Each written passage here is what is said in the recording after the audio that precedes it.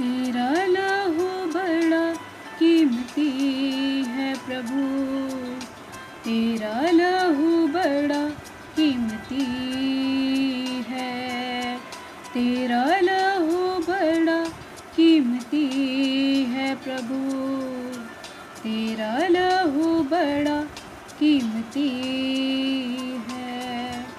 Happy good Friday everyone. आज वो दिन है जिस दिन हमारा प्रभु यीशु मसीह हमारे लिए हमारे दुखों को उठाकर क्रूस पर चढ़ाया गया। और ऐसा कोई देवता नहीं बना जिसने किसी के पापों को क्षमा किया हो, लेकिन हमें वो प्रभु यीशु मसीह मिला।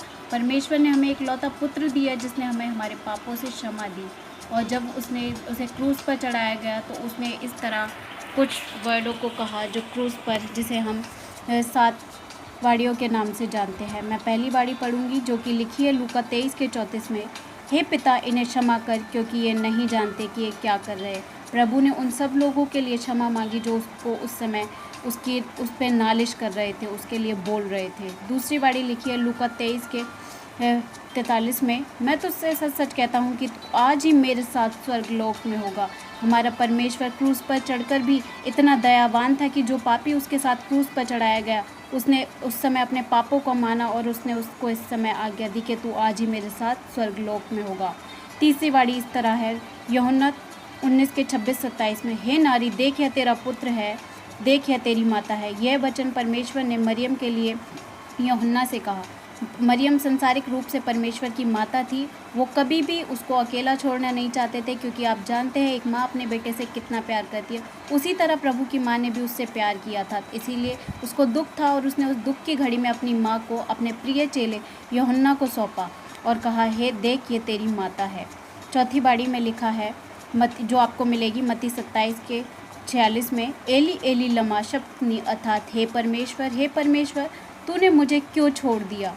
हाँ, ये परमेश्वर ने उस समय क्रूस पर जो अपने लिए प्रार्थना करी है उस लिए कहा गया है, क्योंकि प्रभु ने जो सब उसके लिए माँ सही सब कुछ किया, उस समय वो प्राण को छोड़ने वाला था।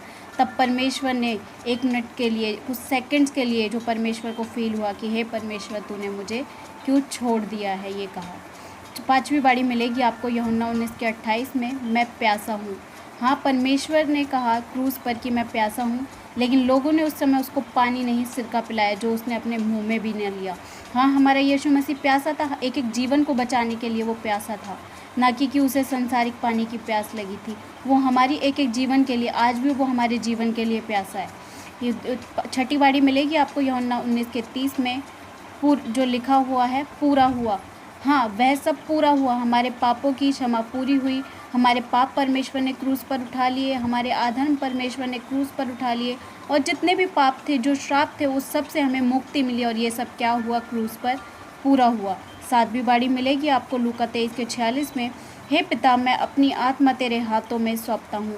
हाँ, कहने के लिए हम सब जानते हैं कि यीशु मसीह परमेश्वर का पुत्र था, लेकिन उसने भी अपनी आत्मा को क्रूस पर उस समय परमेश्वर के हाथों में सौंपा।